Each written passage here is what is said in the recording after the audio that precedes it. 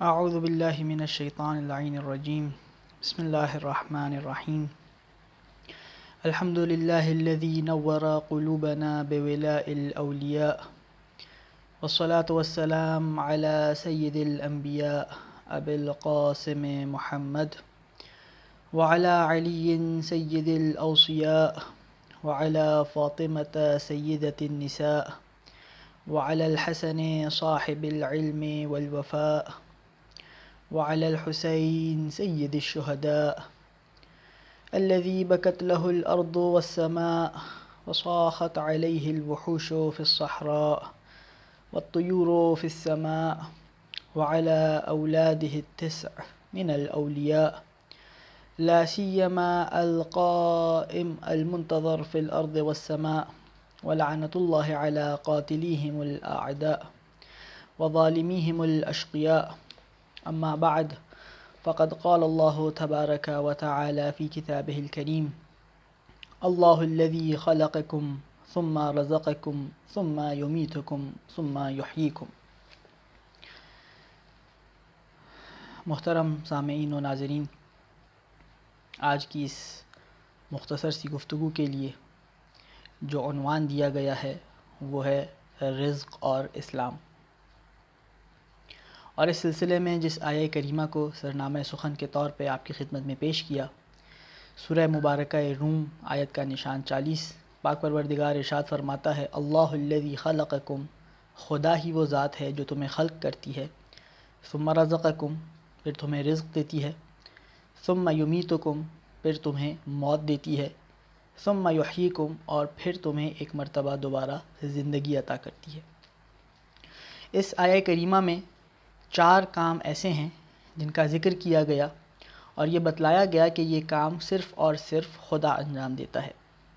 پہلا کام خلق کرنے کا ہے، اور ہمارا یہ عقیدہ ہے کہ خالق صرف اور صرف خدا کی ذات ہے. اس کے بعد رزق دینے کا ہے، اس کے بعد موت دینے کا ہے، اور اس کے بعد دوبارہ سے زندہ کرنے کا ہے. اس پورے سلسلے میں سے ہمارے موضوع کے ساتھ جو چیز مناسبت رکھتی ہے وہ خدا کا رزق دینا ہے. سب سے پہلے یہ بات واضح ہو جائے کہ رزق کا معنی یا مطلب یا مفہوم کیا ہے. یقیناً جب بھی ہم لفظ رزق سنتے ہیں تو سب سے پہلی چیز جو ہمارے ذہن میں آتی ہے وہ کھانا پینا ہے، وہ مال و دولت ہے، وہ لباس ہے، وہ مادی چیزیں ہیں جو ہماری ضروریات پوری کرتی ہیں. لیکن اگر لغت کی طرف اور ڈکشنریز کی طرف رجوع کیا جائے تو رزق ایک عمومی معنی رکھتا ہے. لغت میں رزق کسی بھی عطا کو کہا جاتا ہے. کوئی بھی چیز جو عطا کی جائے کسی کی جانب سے وہ رزق کہلاتی ہے لغت اور ڈکشنری کے اعتبار سے. اور اس آیت میں بھی اگر ہم غور کریں تو ہمیں اس بات کا ایک اشارہ ملتا ہے کہ خدا نے خلق کرنے اور موت کے درمیان جس چیز کا تذکرہ کیا ہے وہ ہے رزق دینا. یعنی ہمارے خلق ہونے کے بعد اور ہماری موت کے درمیان جو چیز خدا کی طرف سے ہمیں عطا ہو وہ سب کا سب رزق شمار ہوتا ہے. یہ رزق کا لغوی معنی ہو گیا جو ڈکشنری میں جو ارباب لغت نے بیان کیا. اب اگر ہم اپنی جو ہماری مذہبی تعلیمات ہیں ان کی طرف رجوع کریں تو بھی یہ بات ہمیں بالکل وضوح کے ساتھ اور کلیئرلی سمجھ میں آتی ہے اور نظر آتی ہے کہ رزق صرف مادیات میں منحصر نہیں، صرف کھانے پینے کو، مال و دولت کو، پیسے کو، گھر کو یا سواری کو مذہبی زبان میں یا شرعی اصطلاح میں فقط ان چیزوں کے لیے لفظ رزق استعمال نہیں ہوتا، بلکہ ان سب کے علاوہ بہت سی ایسی معنوی چیزیں ہیں جن کے لیے لفظ رزق شرعی زبان میں شریعت کی نگاہ سے استعمال ہوتا ہے. اور ائمہ علیہم السلام کے اقوال میں، ان کے خطبات میں، ان کی دعاؤں میں ہمیں اس لفظ کا استعمال، لفظ رزق کا استعمال بہت سی دیگر معنوی چیزوں کے لیے نظر آتا ہے. میں چند ایک بطور مثال آپ کی خدمت میں پیش کرنا چاہتا ہوں تاکہ ہمیں سمجھ میں آ جائے کہ رزق کا دائرہ کتنا وسیع ہے.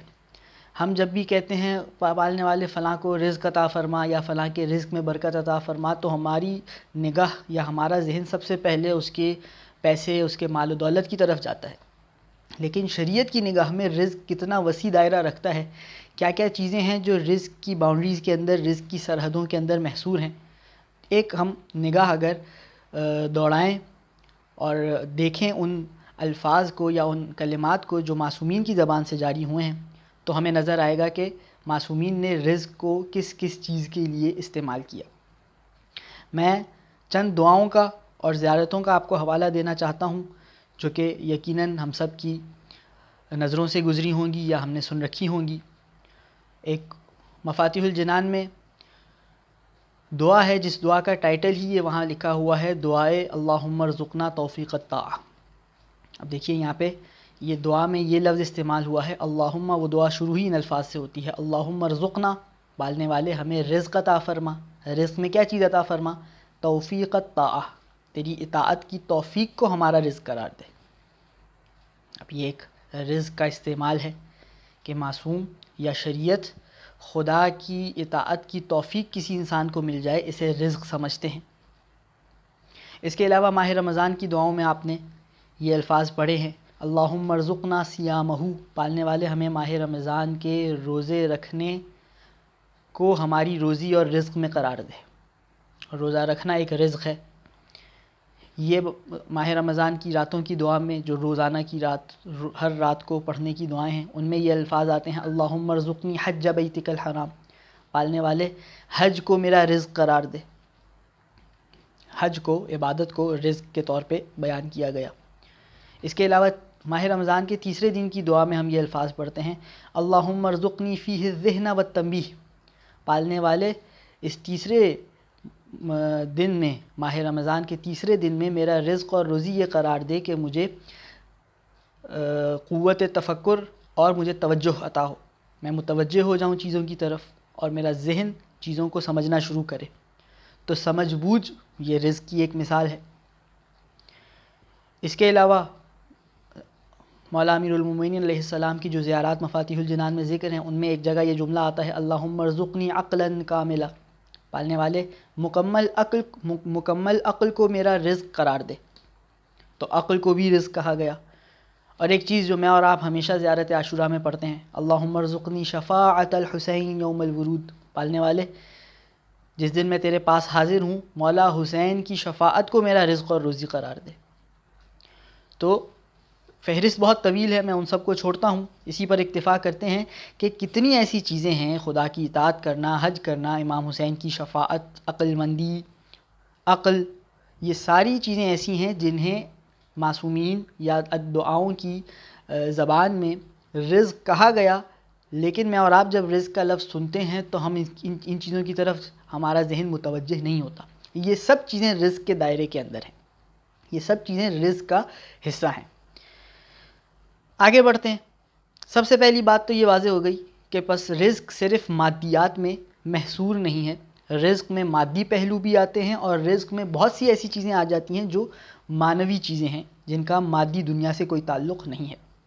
اگلا سوال یہ پیدا ہوتا ہے کہ رزق کس کے ہاتھ میں ہے، رزق دینے والا کون ہے؟ تو اس کا جواب بھی ہمیں قرآن مجید دیتا نظر آتا ہے. قرآن مجید کی واضح آیت ہے وَمَا مِن دَابَّةٍ إِلَّا عَلَى اللَّهِ رِزْقُهَا، اس کائنات میں جو بھی چلنے پھرنے والی شے ہے اس کا رزق اور روزی پاک پروردگار کے ذمے پر ہے. رازق صرف اور صرف خدا کی ذات ہے. اور یہی وہ بات ہے جو آیت میں نے سرنامے کے طور پہ آپ کی خدمت میں پیش کی. اس آیت پہ میں چاہوں گا کہ آپ غور کریں. جو میں ترجمہ کر رہا ہوں، میں ترجمہ ایک بلاغی نقطے کے تحت کر رہا ہوں. اللہ الذی خلقکم ثم رزقکم ثم یمیتکم ثم یحییکم، اللہ ہی ہے جس نے تمہیں خلق کیا، اللہ ہی ہے جو پھر تمہیں رزق دیتا ہے، اللہ ہی ہے جو پھر تمہیں موت دیتا ہے، اور اللہ ہی کی ذات ہے جو پھر سے تمہیں زندگی عطا کرتی ہے. تو اس آیت میں بھی جو سرنامے کے طور پہ پیش کی گئی، اس بات کی طرف ایک اشارہ موجود ہے کہ رزق دینے والی ذات صرف اور صرف خدا کی ذات ہے. جو رزق کا نظام ہے وہ خدا نے اپنے ہاتھ میں لے رکھا ہے، وہ کسی اور کے حوالے کمپلیٹلی نہیں کر دیا کہ جی اب خدا اس نظام سے بے دخل ہے، اس کا کوئی تعلق نہیں، اس کا کوئی تصرف اور اختیار نہیں، اب وہ ہے جو رزق بانٹے گا. نہ، ایسا نہیں ہے. اچھا، اب یہاں پر ایک اور بات بیان کرنا نہایت ضروری ہے. علماء اخلاق نے رزق کی دو اقسام بیان کی ہیں. جب خدا نے دینا ہے تو خدا کتنا دے گا، اس بات کو سمجھنے کے لیے کہ خدا نے جب رزق دینا ہے، ہمارا رزق خدا کے ہاتھ میں ہے اور خدا کے ذمہ پر ہے، تو خدا ہمیں کتنا رزق دے گا. اس کو سمجھانے کے لیے یا اس سوال کے جواب میں علماء اخلاق بیان فرماتے ہیں کہ رزق کی دو اقسام ہیں، اور یقیناً یہ جو بیان کیا گیا یہ احادیث کی روشنی میں وہ اس نتیجے تک پہنچے ہیں. رزق کی دو اقسام ہیں. ایک کو کہا جاتا ہے رزق مضمون، جس رزق کی ضمانت لی گئی ہے. ضمانت بولا جاتا ہے گارنٹی کو، جو گارنٹیڈ ہے کہ یہ رزق تو آپ کو ملنا ہی ملنا ہے. اور دوسری قسم ہے جسے بولا جاتا ہے رزق مطلوب، کہ یہ وہ رزق ہے جو مطلوب ہے، جو جب طلب کریں گے آپ اس کے لیے کوشش کریں گے تو یہ آپ کو ملے گا، کوشش نہیں کریں گے تو یہ آپ کو نہیں ملے گا. تو خدا کے ہاتھ میں ہے ہمیں رزق دینا. خدا ہمیں رزق مضمون تو دے گا ہی دے گا، اور ایک اس سے اوپر کا مرحلہ ہے جو ہے رزق مطلوب. رزق مطلوب ہمارے رزق کا وہ حصہ ہے کہ جس کے جو کنڈیشنل ہے، ایک مشروط، اس کے ساتھ ایک شرط ہے کہ اگر ہم اسے طلب کریں گے، اس کی طلب میں نکلیں گے، کوشش کریں گے تو وہ ہمیں ملے گا، ادروائز وہ ہمیں نہیں ملے گا. اب یہ جو دو اقسام ہیں رزق مضمون اور رزق مطلوب کی، اس پر ہمارے پاس معصومین کے کلام میں یا قرآن کی آیات میں کوئی اشارہ یا کوئی اس کے اوپر دلیل موجود ہے. تو ایک حدیث امالی شیخ طوسی میں پاک پیغمبر سے منقول ہے جو رزق مضمون کو ہمیں سمجھا رہی ہے.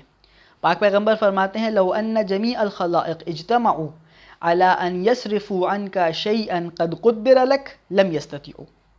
اگر تمام کی تمام مخلوق خدا اس کوشش میں لگ جائے کہ ہم نے وہ رزق جو تمہارے مقدر میں لکھ دیا گیا ہے وہ تم تک نہیں پہنچنے دینا، تو وہ ساری کی ساری خلقت خدا اگر کوشش کر لے تب بھی وہ یہ کام نہیں کر سکتے کہ جو رزق تمہارے لیے لکھ دیا گیا ہے اس رزق کو تم سے موڑ کر کسی اور کی طرف پھیر دیں. یہ کون سا رزق ہے؟ یہ ہے رزق مضمون جو ہم تک آنا ہی آنا ہے. اور اس مضمون کی ہمیں احادیث بھی ملتی ہیں کہ وہ رزق ہماری تلاش میں ہے. رزق مضمون وہ ہم تک آ کر ہی رہے گا. اب یہ ہے ایک مقدار رزق کی. اس کے علاوہ ایک اور مقدار رزق کی ہے جو ہے رزق مطلوب، جو مجھے مل کر ہی رہے گا ایسا نہیں ہے. وہ کنڈیشنل ہے، وہ مشروط ہے. اگر میں اس کے لیے مناسب مقدار میں کوشش کروں گا تو وہ مجھ تک پہنچے گا، اگر میں کوشش نہیں کروں گا تو وہ میرے ہاتھ نہیں آئے گا. اس پر کیا دلیل ہے؟ قرآن کی آیت سورہ نجم آیت نمبر 39 ان لیس للانسان الا ما سعی. انسان کو صرف وہی ملتا ہے جس کے لیے وہ کوشش کرتا ہے. یہ کون سے رزق کی بات ہو رہی ہے کہ جب ہم کوشش کریں گے تو ملے گا؟ یہ ہے رزق مطلوب. رزق مضمون تو ہر صورت میں ملنا ہے، اس کے اوپر جو رزق مطلوب کا حصہ ہے وہ ہمیں کوشش کے نتیجے میں ملے گا. کوشش کریں گے تو ملے گا، کوشش نہیں کریں گے تو نہیں ملے گا. اور یہ رزق کی دو کیٹیگریز بنانے کی ایک بہت بڑا فائدہ کیا ہے؟ سب سے بڑا فائدہ یہ ہے کہ انسان کے اندر سستی پیدا نہیں ہوتی کہ انسان سوچ لے رزق تو مجھے ملنا ہے، اب کوشش کرنے کا کیا فائدہ. نہیں، رزق کا ایک حصہ ملنا ہے، لیکن ایک حصہ ایسا بھی ہے جو کوشش کے بعد ملے گا. تو انسان میں کوشش کرنے کی ایک امید اور ایک آس لگی رہے گی کہ میں جو کوشش کروں گا اس کے نتیجے میں مجھے کچھ ملنے والا ہے. اچھا، اب یہاں پر ایک اور سوال پیدا ہوتا ہے جس کو میں آخری سوال اور اس کا جواب دے کر میں اس گفتگو کو مکمل کر دوں گا کہ اب ہمیں یہ بات سمجھ میں آ گئی کہ ہمارے پاس رزق کی دو کیٹیگریز ہیں. رزق پہلی بات خدا کے ہاتھ میں ہے، خدا نے دینا ہے، کوئی اور رزق نہیں دے سکتا. اچھا، یہاں پہ یہ بات بھی کلیئر ہو جائے کہ خدا رزق دے گا. اب ہم مثال کے طور پہ ہمیں مدرسے میں پڑھایا جاتا ہے مقرب فرشتے 4 ہیں. حضرت جبرائیل علیہ السلام وہ وحی لے کر آتے ہیں، حضرت میکائیل علیہ السلام وہ روزی تقسیم کرتے ہیں، حضرت اسرافیل علیہ السلام وہ سور پھونکیں گے، حضرت اسرائیل علیہ السلام وہ روحیں قبض کرتے ہیں. تو حضرت میکائیل کیسے رزق بانٹتے ہیں؟ رزق بانٹنا تو خدا کا کام ہے. تو اس کا جواب کیا ہے؟ اس کا جواب یہ ہے کہ رزق بانٹنا خدا کا کام ہے. خدا نے حضرت میکائیل کو جسے ہم یوں کہہ سکتے ہیں اس جاب پہ رکھا ہوا ہے کہ وہ رزق لوگوں تک پہنچائیں، لیکن وہ بانٹ کون رہا ہے؟ بانٹ خدا رہا ہے. حضرت میکائیل کو اس نے یہ جاب دی ہوئی ہے کہ یہ جو میں لوگوں کو دے رہا ہوں یہ آپ کا کام ہے کہ ان تک ڈیلیور کریں.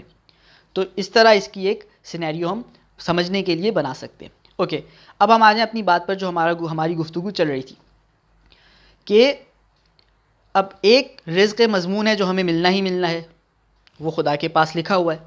ایک رزق مطلوب ہے، اس کی بھی ایک فکس مقدار ہے جو خدا کے پاس لکھی ہوئی ہے. بس وہ کنڈیشنل ہے کہ میں کوشش کروں گا تو وہ فکس مقدار مجھے ملے گی. میں کوشش نہیں کروں گا تو وہ مجھے نہیں ملے گی. اب لیٹس سپوز میں کوشش کر کے وہ فکس مقدار حاصل کر لیتا ہوں, تو اب اس کا مطلب اس سے زیادہ تو میں رزق حاصل کر ہی نہیں سکتا, کیونکہ ایک مضمون مقدار تھی وہ تو ملنی ہی ملنی تھی, ایک مطلوب مقدار تھی وہ میں نے کوشش کر کے حاصل کر لی. تو اب اگر میں چاہتا ہوں کہ مجھے اس سے بھی زیادہ رزق ملے تو یہ پاسبل ہی نہیں ہے, کیونکہ میرے پاس میرے لیے جو لکھا گیا تھا لوح محفوظ پہ خدا کے ہاں, وہ اتنا مقدار میں رزق تھا جو میں نے کوشش کر کے حاصل کر لیا.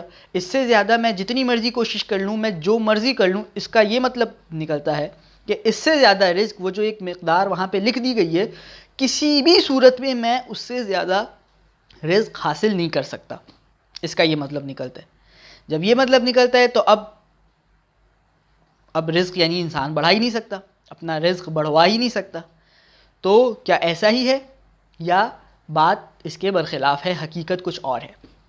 تو اس کا جواب یہ ہے کہ یہ بات کسی حد تک ایسی ہی ہے کہ جو رزق ہمارے لیے لکھ دیا گیا ہے, وہ مثال کے طور پہ اگر میرے لیے رزق مطلوب جو تھا وہ تھا, رزق مضمون تھا, میں ایک مثال دے رہا ہوں, رزق مضمون تھا میرا 200 روپے اور رزق مطلوب تھا میرا 500 روپے. 200 روپے تو مجھے ملنے ہی ملنے تھے. میں نے اور کوشش کی, دن میں 5-7 گھنٹے کام کیا اور میرے پاس 500 روپے اور آ گئے, 700 روپے ہو گئے. اب اس کے بعد اس 5-7 گھنٹے کے بعد اگر میں 5 گھنٹے اور بھی کام کروں گا تو جو ہم نے سینیریو بنایا اس کے مطابق مجھے اور کچھ نہیں رزق ملنا, کیونکہ میرا رزق مطلوب بھی میں پورا کا پورا حاصل کر چکا ہوں. تو اس کا مطلب اس کے بعد میں جتنی بھی محنت کروں گا وہ سب کی سب ضائع جائے گی. جتنا میرے لیے لکھا گیا تھا وہ مجھے مل چکا ہے. تو اس کا جواب یہ ہے کہ یہ بات ایسے ہی ہے کہ اس سے زیادہ مجھے نہیں ملے گا. لیکن ایک بات ہے جو بہت زیادہ امپورٹنٹ ہے اور مجھے اور آپ کو سمجھ لینی چاہیے, اسپیشلی جب ہم لوگ ٹین ایجز میں ہوتے ہیں, ہم لوگ ینگ ہوتے ہیں, ہم لوگوں کے ذہن میں یہ بات چل رہی ہوتی ہے کہ جی ہم پڑھ رہے ہیں, یا مثال کے طور پہ ہمارے فادر کا بزنس ہے, ہم ان کے ساتھ کام کرنا شروع کر دیے. تو چھوٹی ایجز میں انسان کے ذہن میں یہ بات بہت زیادہ ہوتی ہے کہ جی میں نے پیسہ کمانا ہے, میں نے مال و دولت حاصل کرنا ہے. اور اگر انسان یہ سوچ رکھتا ہے کہ میں نے پیسہ کمانا ہے اور اس کی سوچ یہ پازیٹیو وے میں ہے کہ جی میں پیسہ کماؤں گا, میں مثال کے طور پہ اپنے گھر میں مجلس کرواؤں گا, میرے جو رشتہ دار ضرورت مند ہیں میں ان کی ہیلپ کروں گا, میں اپنی فیملی کو لک آفٹر کروں گا, تو یہ بہت اچھی بات ہے, یہ بہت اچھی بات ہے اور یہ بہت اچھی سوچ ہے. لیکن اگر اس کے ذہن میں یہ بات ہے کہ میں نے پیسہ کمانا ہے اور میں نے صرف اپنے لیے پیسہ جمع کرتے رہنا ہے اور پیسہ کماتے رہنا ہے اور اپنی ویلتھ بڑھاتے رہنا ہے, اور وہ اس کا یہ کوئی انٹینشن نہیں ہے کہ میں اس پیسے کو اچھے کام میں خرچ کروں گا, پھر یہ غلط سوچ ہے. پیسہ کمانا ایک ٹول ہونا چاہیے تاکہ میں اچھے کام کر سکوں. پیسہ کمانا میرا ٹارگٹ نہیں ہونا چاہیے کہ میری لائف کا ٹارگٹ ہی پیسہ کمانا ہے, یہ صحیح بات نہیں ہے. میری لائف میں پیسہ کمانا ایک ٹول ہے تاکہ اس سے میں بڑے ٹارگٹس اچیو کر سکوں, میں لوگوں کی مدد کر سکوں, میں مجلسیں کر سکوں, میں کوئی سے بھی اچھے کام کر سکوں, میں اسکولز بنا سکوں, میں بیماروں کا علاج کروا سکوں, میں کچھ بھی اچھے کام کر سکوں. تو اگر ایسا ہے تو یہ بہت اچھی بات ہے. اب سوال یہ ہے کہ ایک بندے کی یہ سوچ ہے کہ میں نے زیادہ پیسہ کمانا ہے تاکہ میں زیادہ اچھے کام کر سکوں. لیکن پرابلم کیا ہے, ہم نے یہ بات ابھی پڑھی کہ اس کی فکس اماؤنٹ ہے, اس کے لیے جو لکھ دیے گئے ہیں کہ اتنی پیسے اس کو ملنے, زیادہ نہیں ملنے. اب وہ کیا کر سکتے ہیں؟ کیا اس کے پاس کوئی آپشن ہے؟ آنسر یس, اس کے پاس ایک آپشن ہے. وہ کیا ہے؟ آپشن یہ ہے جتنے لکھ دیے گئے ہیں ہماری ایگزامپل میں 200 + 500 700, اس سے زیادہ تو وہ کسی صورت نہیں کما سکتا, وہ کچھ بھی کر لے. جتنے لکھ دیے گئے ہیں جو وہاں پہ ریٹن اماؤنٹ ہے اس سے اوپر وہ نہیں جا سکتا. ہاں وہ ایک کام ضرور کر سکتے ہیں, جو لکھے ہوئے ہیں اس کو ریموو کر کے انکریز کروا سکتا ہے. خدا کے ہاں اس کے لیے جتنا رزق اور روزی لکھا گیا ہے یہ کام انسان ضرور کر سکتا ہے کہ اس کو ریموو کروائے اور اس کو انکریز کروا لے, یہ وہ بالکل کر سکتا ہے. میرے پاس جب تک میری روزی کے 700 روپے لکھے ہوئے ہیں میں 701 روپے کما ہی نہیں سکتا, لیکن میں یہ ضرور کر سکتا ہوں کہ 700 روپے کو مٹوا کر وہاں پہ 1000 روپے لکھوا دوں, پھر میں 1000 روپے بھی کما سکتا ہوں. کیسے؟ آنسر, بہت سارے کام ایسے ہیں جن کے بارے میں شریعت میں ہمیں بتایا گیا ہے کہ یہ کام کرو گے تو آپ کے رزق میں اضافہ ہوگا. وہ رزق میں اضافہ کیسے ہوگا؟ وہ رزق میں اضافے کا ایک طریقہ یہ ہے کہ وہ جو میری میکسیمم لمٹ تھی وہ انکریز ہو جائے گی خدا کے ہاں. جو خدا نے لوح محفوظ میں لکھ رکھا تھا کہ اس کو 700 روپے ملنے ہیں, میں وہ کام اچھا کروں گا جو کام اچھا کرنے سے رزق میں اضافہ ہوتا ہے, تو خدا آرڈر کرے گا, فرشتے 700 کو مٹا کر وہاں پہ 1000 لکھ دیں گے. میں اور اچھے کام کروں گا, خدا اس کو اور وہاں پہ انکریز کر دے گا. جب وہاں پہ لکھا ہوا انکریز ہو جائے گا, اب میں اپنی محنت جیسے زیادہ کروں گا, مجھے وہ کیونکہ وہ جو ایڈ ہو رہا ہے وہ رزق مطلوب ہے, جتنی میں اپنی محنت زیادہ کرتا رہوں گا مجھے وہاں سے زیادہ رزق آتا رہے گا. اب کون کون سے کام ہیں جن سے رزق میں اضافہ ہوتا ہے؟ میں کوشش کروں گا کہ بہت جلدی ایک چھوٹی سی لسٹ، آپ کی لسٹ تو بہت لمبی ہے جو کام رزق میں اضافے کا سبب بنتے ہیں، لیکن میں کوشش کروں گا کہ تھوڑے سے ٹائم میں آپ کے سامنے کچھ پوائنٹس رکھ دوں۔ نمبر 1، صدقہ۔ امام علی علیہ السلام نہج البلاغہ میں فرماتے ہیں استنزل الرزق بالصدقہ، رزق کو صدقے کے ذریعے نازل کرواؤ، یعنی تم صدقہ دو گے تو یہ سبب بنے گا کہ اوپر سے تمہارے لیے رزق نازل ہوگا، تمہارا رزق انکریز ہوگا۔ تو صدقہ دینا ایک بہت امپورٹنٹ کام ہے۔ اچھا، صدقے میں یہ 2-3 باتوں کا بہت زیادہ خیال رکھنا ضروری ہے۔ نمبر 1، اگر میرے قریبی رشتہ داروں میں کوئی ضرورت مند ہے تو میں دور دراز کسی غریب کو ڈھونڈ کر اس کی مدد نہ کروں، بلکہ میرے جو قریبی رشتہ دار ہیں جو ضرورت مند ہیں میں پہلے ان کی مدد کروں۔ یہ بہت امپورٹنٹ پوائنٹ ہے۔ اگر ہر کوئی اپنے قریبی رشتہ داروں کی مدد کرے گا تو سوسائٹی میں سارے لوگوں کے قریبی رشتہ داروں کی ضروریات پوری ہو جائیں گی، تو سب لوگوں کے پرابلم سالو ہو جائیں گے۔ تو یہ ایک بہت زیادہ امپورٹنٹ پوائنٹ ہے۔ دوسری بات، سورہ واقعہ پڑھنا، سورہ واقعہ کی تلاوت کرنا ایک ایسا عمل ہے جو رزق میں اضافے کا سبب بنتا ہے۔ اور یہ مجھے ایک قوم کے عالم دین نے اپنا ذاتی واقعہ سنایا تھا۔ وہ سنا رہے تھے کہ میں سورہ واقعہ پڑھنا شروع کی۔ اچھا، یہ بھی ایک بہت اچھا سمجھے ہمارے پاس اسکیل ہے چیک کرنے کا کہ ہمارا رزق بڑھ رہا ہے یا نہیں بڑھ رہا۔ وہ کہہ رہے تھے کہ میں نے سورہ واقعہ پڑھنا شروع کی، اب اس میں تھوڑا سے نمبرز مجھے یاد نہیں ہے تو ان کو میں بطور مثال پیش کر رہا ہوں کہ مثال کے طور پہ میں جب پہلے سال میں بالغ ہونے کے بعد میں نے خمس دیا تو میں نے 500 روپیز خمس پے کیا، اور میں نے سورہ واقعہ پڑھنا شروع کی، اور نیکسٹ ایئر جب میں نے خمس پے کیا تو میں نے 5000 روپیز خمس پے کیا۔ اس کا مطلب کیا ہے؟ خمس کس پہ کیا جاتا ہے؟ ایک سال جو چیز آپ نے یوز نہیں کی، ایک سال کے بعد جو آپ کے پاس بچی رہ گئی، سال بھر کی بچت، اس کے اوپر آپ کو خمس پے کرنا ہوتا ہے۔ تو پہلے سال انہوں نے 500 روپے خمس پے کیا تھا، مطلب ان کے پاس 2500 روپے بچے ہوئے تھے۔ دوسرے سال انہوں نے 5000 روپے خمس پے کیا، مطلب ان کے پاس 25000 روپے بچے ہوئے، تو کتنی زیادہ ان کی رزق میں اضافہ ہو گیا۔ یہ ایک بہت امپورٹنٹ عمل ہے۔ ایک اور عمل جو بہت زیادہ امپورٹنٹ ہے وہ ہے نماز شب۔ نماز شب ایک ایسا عمل ہے جس کے بہت زیادہ فوائد ہیں، جن میں سے ایک یہ ہے کہ رزق میں اضافہ ہوتا ہے۔ اس کے علاوہ ایک اور عمل وہ یہ ہے کہ اللہ تعالیٰ کا شکر ادا کرنا۔ میرے پاس اگر 100 روپے ہے، میں 100 روپے پہ شکر ادا کروں گا تو اللہ تعالیٰ مجھے 200 دے گا۔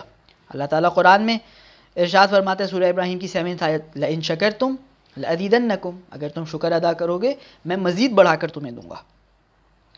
اس کے بعد ایک اور عمل امام علی علیہ السلام کی حدیث ہے، مواساۃ الاخ فی اللہ عز وجل یزید فی الرزق۔ جو ہمارے دینی بھائی ہیں، مومن بھائی ہیں، ان کے ساتھ ہمدردی کرنا، ان کے ساتھ میل جول رکھنا، یہ کام ہمارے رزق میں اضافے کا سبب بنتا ہے۔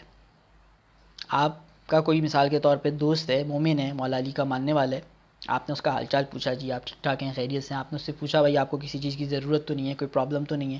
یہ آپ اپنا رویہ اپنے بھائیوں کے ساتھ، دینی بھائیوں کے ساتھ، اپنے دوستوں کے ساتھ، رشتہ داروں کے ساتھ رکھیں گے، یہ چیز سبب بنے گی چونکہ جو آپ کی ایک لمیٹڈ رزق لکھا گیا تھا وہ انکریز کر دیا جائے گا۔ اور ایک اور بہت ہی زیادہ امپورٹنٹ عمل وہ کیا ہے؟ زیارت امام حسین علیہ السلام۔ امام حسین کی زیارت پر آنا خود ایک ایسا عمل ہے جو رزق میں اضافے کا سبب بنتا ہے۔ 5ویں امام کی حدیث ہے جو میں آپ کی خدمت میں پیش کر رہا ہوں، مرو شیعتنا بزیارت قبر الحسین۔